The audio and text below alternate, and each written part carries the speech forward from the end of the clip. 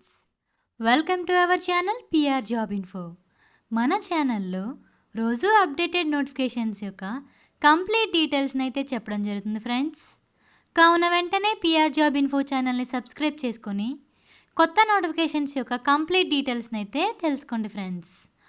ఈరోజు వీడియోలో మనం నేషనల్ హౌసింగ్ బ్యాంక్ నుంచి వచ్చిన నోటిఫికేషన్ గురించి అయితే తెలుసుకుందాం ఫ్రెండ్స్.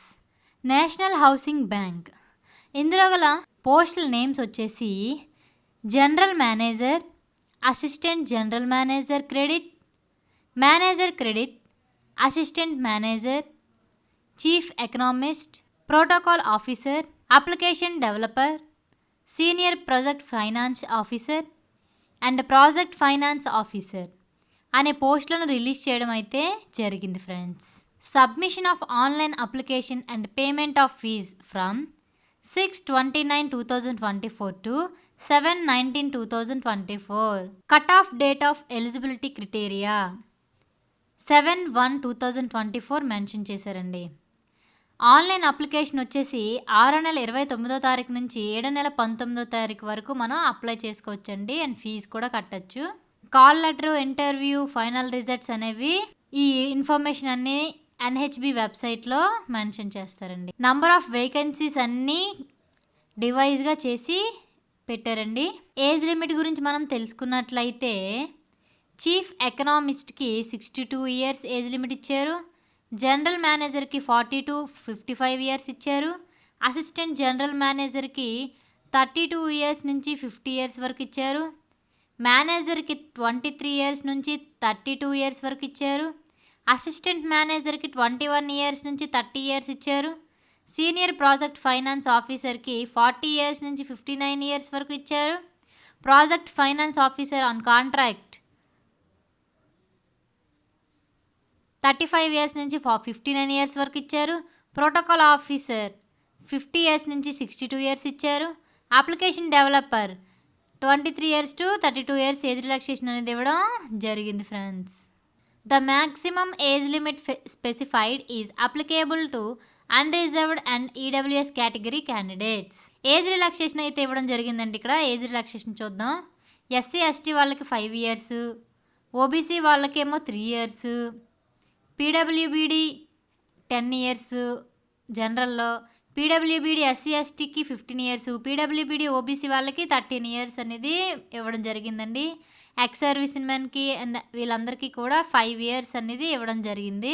ఎడ్యుకేషనల్ క్వాలిఫికేషన్ గురించి మనం తెలుసుకున్నట్లయితే చీఫ్ ఎకనామిస్ట్ కాంట్రాక్ట్ డెప్యుటేషన్ వాళ్ళకి masters degree in economics with specialization, master degree చేసి ఉండాలండి.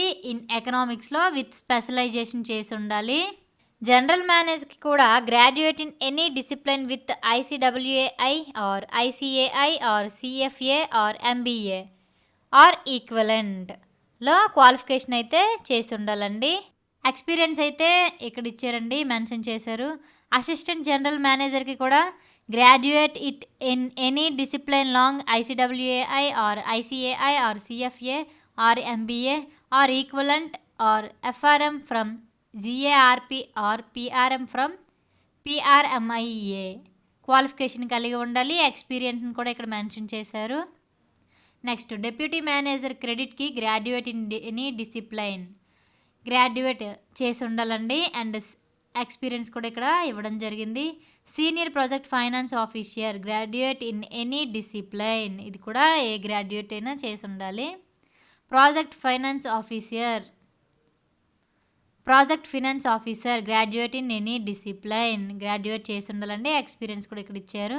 Protocol officer Delhi graduate in any discipline from a recognised university or institution, graduate చేసి ఉండాలండి. ఎక్స్పీరియన్స్ ఇక్కడ ఇచ్చారు. అప్లికేషన్ డెవలపర్ కాంట్రాక్ట్ ఇక్కడ BE, BTech, MCA or MTech, BSc, MScలో చేసి ఉండాలండి. నెక్స్ట్ అసిస్టెంట్ మేనేజర్కి a full time bachelor's degree in any discipline with minimum of 60 marks, 55% in case of SC ST PWBD are A full time masters degree in any discipline with aggregate minimum of 55%, 50% in case of ST SC PWBD from a recognised university. Full time bachelor degree అయితే చేస్తుండాలండి. Minimum 60% marks రావాలి. ST SC PWBD వాళ్ళకైతే 50% రావాలి. ఇక్కడ experience కూడా ఇవ్వడం జరిగింది and skill sets required కూడా ఇవ్వడం జరిగింది.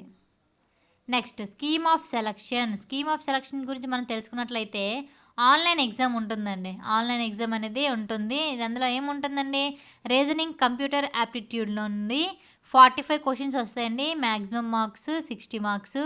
ఏ మీడియంలో ఉంటాయంటే ఇంగ్లీష్ ఆర్ హిందీ మీడియంలో ఉంటాయండి. ఇంగ్లీష్ అండ్ హిందీ మీడియంలో ఉంటాయండి. టైం వచ్చేసి 60 మినిట్స్ ఇస్తారు.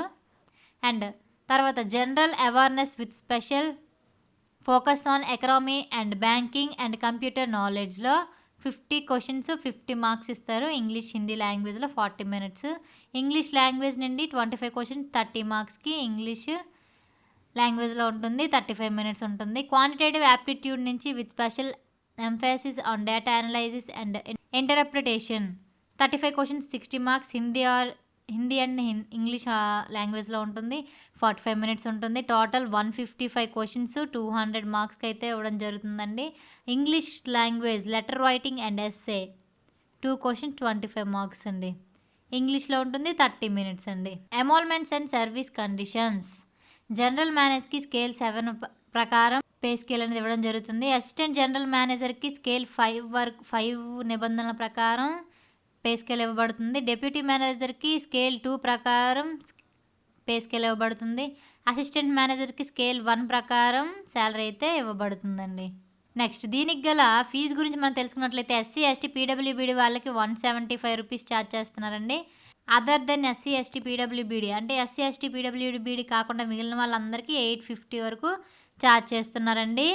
ఒక్కసారి ఛార్జ్ చేసిన తర్వాత మళ్ళీ రిఫండ్ అనేది విత్డ్రా చేయడానికి అవ్వదు. రిఫండ్ చేయడానికి కూడా ఉండదండి. Thank you friends. ఈ వీడియో కనుక మీకు నచ్చినట్లయితే ప్లీజ్ లైక్ అండ్ షేర్. ఇలాంటి వీడియోలు ఇంకా కావాలనుకుంటే వెంటనే పిఆర్ జాబ్ ఇన్ఫో ఛానల్ని సబ్స్క్రైబ్ చేసుకోండి.